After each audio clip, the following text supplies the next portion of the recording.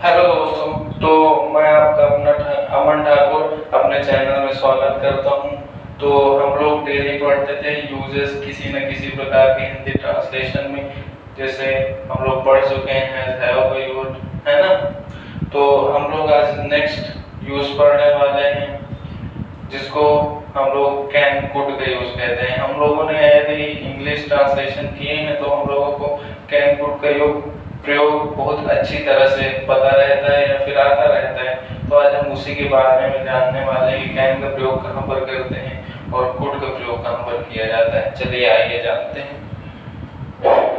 जो कैन का प्रयोग है, कैन का प्रयोग हम लोग सकना के अर्थ में प्रेजेंट इंडेफिनिट में करते हैं ना। सबसे पहले कैन का प्रयोग पढ़ते हैं। तो कैन का प्रयोग हम लोग प्रेजेंट में सकना के अर्थ में करते हैं। इसका प्रयोग हम लोग शक्ति, एबिलिटी, फर्स्ट क्या है, एबिलिटी, शक्ति दर्शाने के लिए किया जा सकता है कि मेरे अंदर ये शक्ति है, मैं ये कर सकता हूँ, है ना। और चलिए आइए जानते हैं दूसरा किस लिए करते हैं।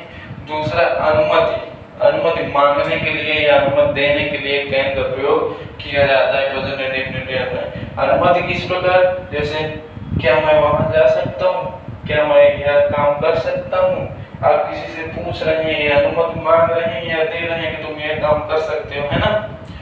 थर्ड आइए प्रोहिबिशन, निषेध। निषेध, अब आप लोग कहेंगे ये निषेध क्या होता है। निषेध तो हमने कभी सुना नहीं है। निषेध मतलब वही चीज, जैसे आप कोई काम खेलने जाते हैं, दिन भर खेलते रहते हैं, तो आपके पेरेंट्स मना करते हैं कि बेटा ये काम नहीं करना चाहिए, मत कीजिए, मना करते हैं। मना करने के लिए किसका प्रयोग किया जाता है, कैन का प्रयोग किया जाता है। तो हमारे पास जो कि मतलब बहुत शॉर्ट वीडियोस होते हैं, ज्यादा बढ़ाने की कोई आवश्यकता नहीं है ना। तो हम लोग टॉपिक पर चलते हैं। टॉपिक हमारा निषेध है ना। तो हम एक एक कर कैन का प्रयोग कैसे करते हैं सेंटेंस में जानेंगे। तो सबसे पहले एबिलिटी का प्रयोग। एबिलिटी मतलब क्षमता, है ना। तो एबिलिटी के सेंटेंसेस देखते हैं। एबिलिटी के सेंटेंस आएंगे जैसे तुम यह मटका उठा सकते हो। जैसे आपका दोस्त कहता है कि तुम यह बैग उठा सकते हो, उसी प्रकार एक मटका रखा हुआ है, आपका दोस्त बोलता है कि आप इसको उठा सकते हो। तो इसको जैसे उसको इंग्लिश में बोलना होगा या फिर तुमको उसको उठवाने के लिए इंग्लिश में बोलना होगा, तो किस प्रकार बोलोगे। ये स्ट्रक्चर दिया है, बस इसी में रख देना होता है ना। तो चलिए सबसे पहले क्या लिखना होता है, सबसे पहले हम लोग सब्जेक्ट लिखते हैं। ये देखिए सब्जेक्ट तुम, है ना। तो यू, तुम इंग्लिश, यू सब्जेक्ट हो जाएगा। फिर उसके बाद जो हमारी हेल्पिंग वर्ब होती है, हेल्पिंग वर्ब क्या होती है, कैन को। तो कैन हम लोग लिख लेंगे। फिर उसके बाद हमारी मेन वर्ब की फर्स्ट फॉर्म उठाना की होती है लिफ्ट, तो इसको लिफ्ट लिख देंगे। फिर किसको उठाना है, दिस मटका, मतलब दिस पिक्चर। मटकी क्या होती है, पिक्चर।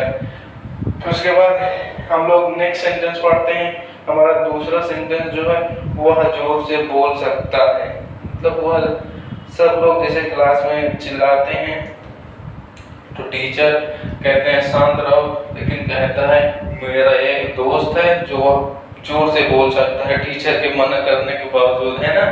तो वही सेंटेंस है कि वह जोर से बोल सकता है, उसकी इतनी कैपेसिटी है कि वह टीचर के सामने भी जोर से बोल सकता है। चलिए आइए जानते हैं। सबसे पहले हम लोग सब्जेक्ट लिखेंगे, है ना।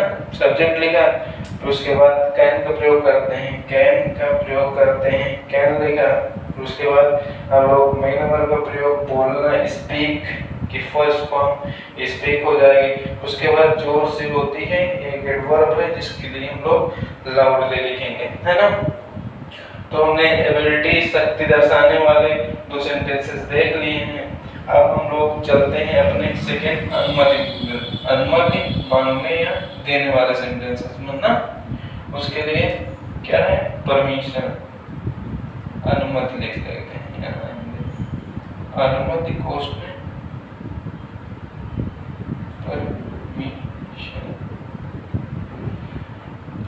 उसके लिए पहला सेंटेंस है, पहला सेंटेंस है अब तुम घर जा सकते हो। अब तुम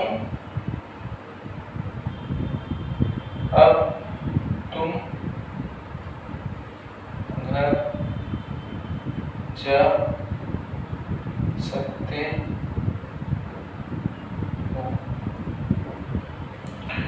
यह एक एम्प्लॉय है ना, मतलब जैसे किसी कंपनी में एम्प्लॉयज रहते हैं, वो छुट्टी मांगा करते हैं कि हमको छुट्टी दे दीजिए, काम है हमको यहाँ जाना है, तो तब मना कर देता है। लेकिन कुछ देर बाद जब मतलब जानता है कि इसके पास प्रॉब्लम है ना, परमिशन दे देता है कि बेटा मतलब आप घर जा सकते हैं, कि अपना काम कीजिए जाकर। वही सेंटेंस दिया गया है कि बॉस जो है उसका या फिर कहें ओनर जो है कंपनी का कहता है कि अब तुम घर जा सकते हो।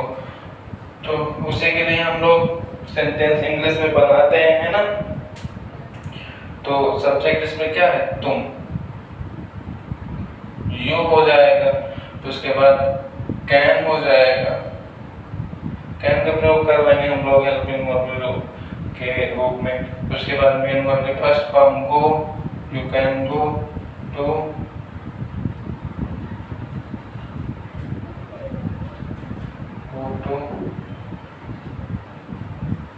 You can go to home. उसके बाद आपकी स्पेलिंग लिख लेंगे क्योंकि ये हमने शब्द नाउ। इस प्रकार से हमारा सेंटेंस क्या हो जाएगा, कंप्लीट हो जाएगा। अब जब सेकंड सेंटेंस हम लोग लिखते हैं, सेकंड सेंटेंस किस प्रकार से बनाएंगे। सेकंड सेंटेंस है हमारा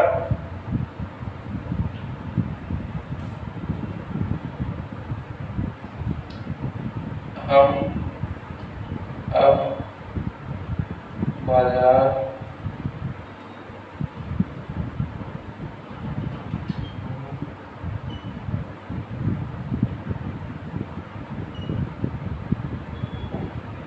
अब हम बाजार घूम सकते हैं। अब हम बाजार घूम सकते हैं। हम बाजार घूम सकते हैं। हो गया ना। देखो बात ये है कि पहले कुछ मतलब बच्चे हैं, जैसे आप हो गए, आपका भाई है, वो पहले जब आपकी मम्मी घर में रहा करती थी, है ना, तो आप लोग घूमने नहीं जा सकते थे। तो जो बड़ा भाई कहता है अब छोटे भाई से कि वो मम्मी हमारे नानी के यहाँ चली गई हैं, अब हम फ्री हैं, अब हम बाजार घूम सकते हैं, हमारे पास पूरी परमिशन है घूमने के लिए, है ना। तो उसी परमिशन के लिए हम लोग कैन के प्रयोग करते हैं। तो सबसे पहले हम लोग लिखते हैं सब्जेक्ट। सब्जेक्ट क्या है, वी। फिर उसके बाद दूसरा हेल्पिंग वर्ब का प्रयोग करेंगे कैन। उसके बाद मेन वर्ब हमारी क्या है, घूमना, वी कैन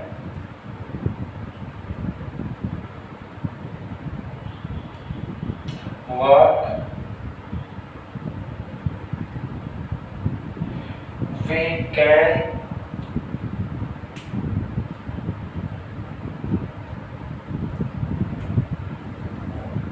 walk, टहलना क्या अर्थ में हो जाएगा, बाजार से आने के लिए गो, है ना, गो टू मार्केट, हम बाजार जा सकते हैं। Go, we can go to market, अब है ना, तो नाउ हो जाएगा, we can go to market now. सबसे पहले देखिए फिर से समझ लेते हैं। जैसे सब्जेक्ट है तो हमने सब्जेक्ट लिया, फिर उसके बाद हेल्पिंग वर्ब के रूप में कैन का प्रयोग करते हैं, फिर हेल्पिंग वर्ब लिखे, फिर उसके बाद मेन वर्ब की फर्स्ट फॉर्म होती है घूमना या जाना, गो। घूमना या जाना की इंग्लिश होती है गो। कहाँ पर जाना है, मार्केट, तो उसके बाद मार्केट लिख लेंगे। उसके बाद अन्य शब्द हमारा आया है अब, तो अब की इंग्लिश होती है नाउ। नाउ मतलब अब होता है, ठीक है।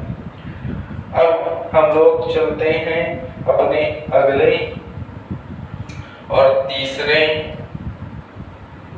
यूज में, इसको कहते हैं निषेध।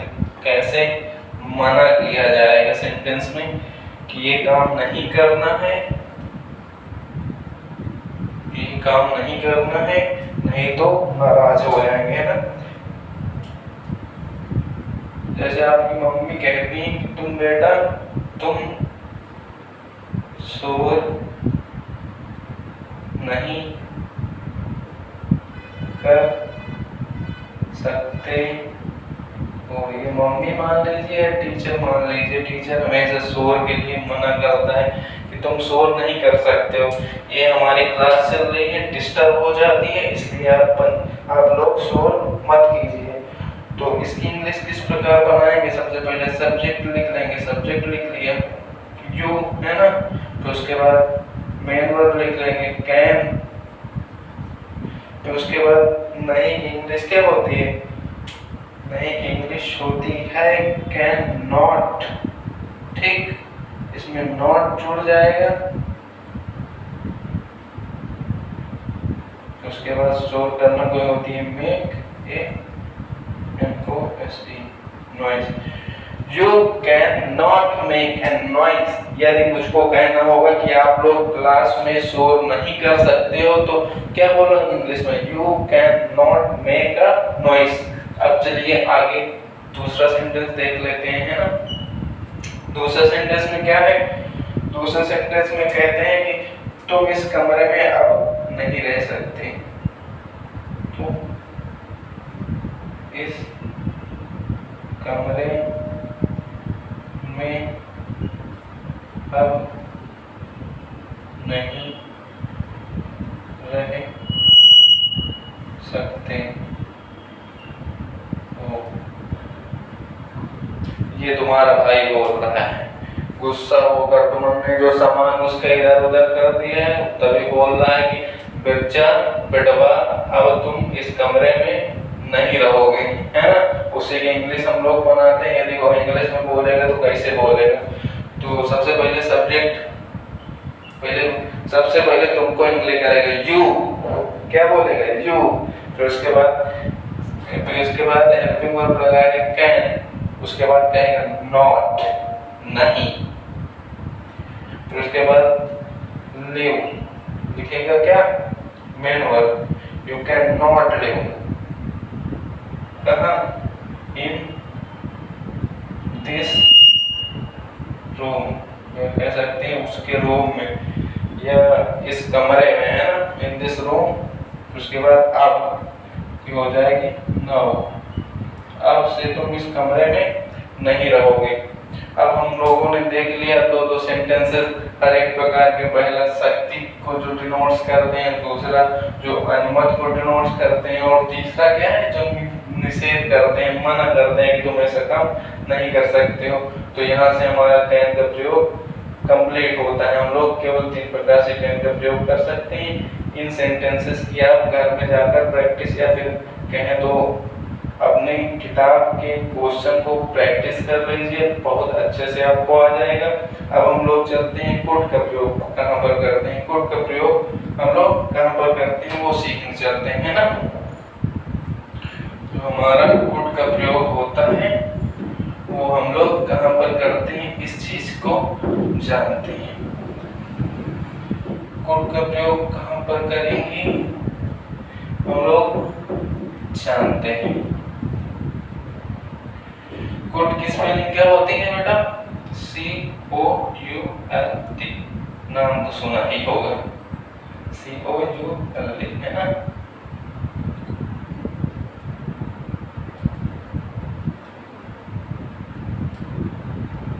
इसको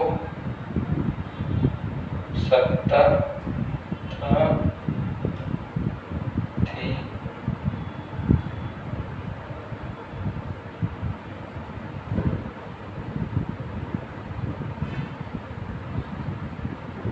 सका। इसका प्रयोग हम लोग बेटा जब हिंदी सेंटेंस में सकता था या सकती थी या फिर सका के अर्थ में करते हैं, है ना। अब हम लोग इसके बारे में जान लेते हैं। इसका प्रयोग 3 प्रकार से किया जाता है। पहला सामर्थ्य,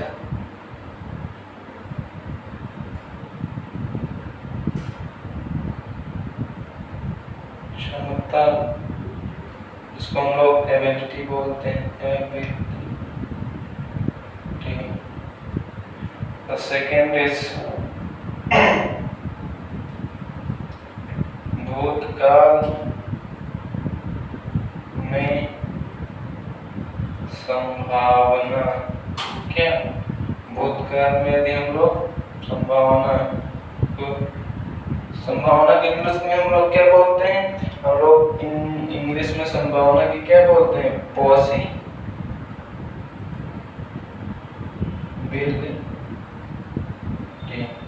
और हमारा जो तीसरा प्रयोग होता है, तीसरा किस प्रकार से होता है, वर्तमान काल में विनर निवेदन। यदि वर्तमान में हम लोग किसी चीज के लिए विनर निवेदन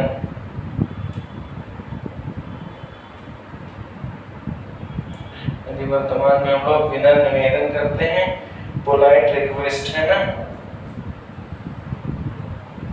polite request in present, polite request in present.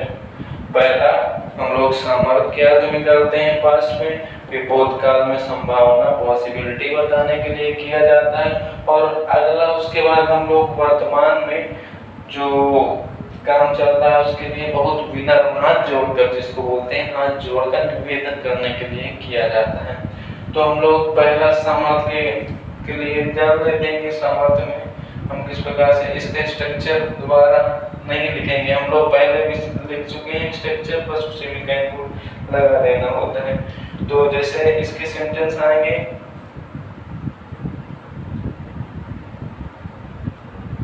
जब वह तुम्हारी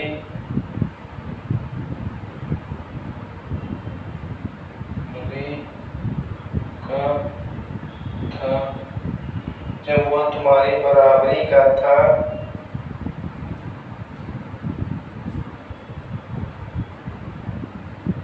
संस्कृत बोल सकता था। ये एबिलिटी की बात हो रही है कि कोई दोस्त है जो अपने दोस्त की पढ़ाई करते हुए कहता है कि जब वह तुम्हारी बराबरी का था, जब वह तुम्हारे इतना था, तो वह संस्कृत आराम से बोल सकता था। उसी को जब इंग्लिश में वो बोलेंगे तो किस प्रकार बोलेंगे हम लोग जानते हैं। तो सबसे पहले लिखते हैं कौन है, ही, कौन बोल सकता था, वह, he can speak Sanskrit, he can speak Sanskrit. हमारा एक वाक्य बन चुका है कि he can speak Sanskrit when he was। अब ये वाला सेंटेंस बना लेते हैं, है ना। अब ये वाला सेंटेंस जो है हम लोग बना लेते हैं, when he was।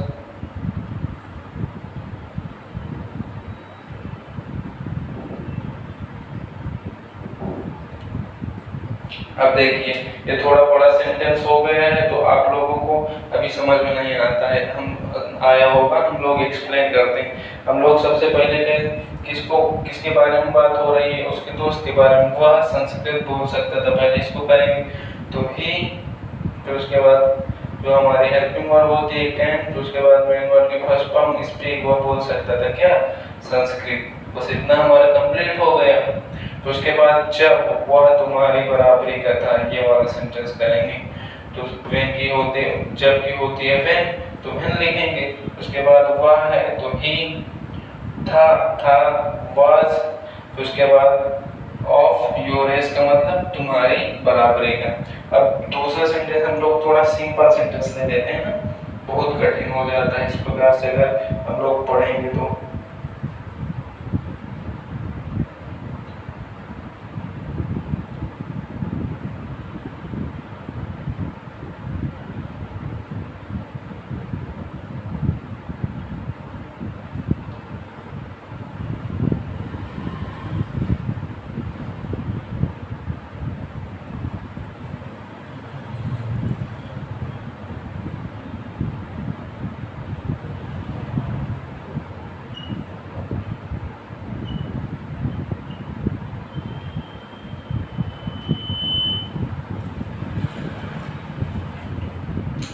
अब दूसरा सेंटेंस है कि वह तुम्हारे जन्मोत्सव में आने के कारण दुखी था।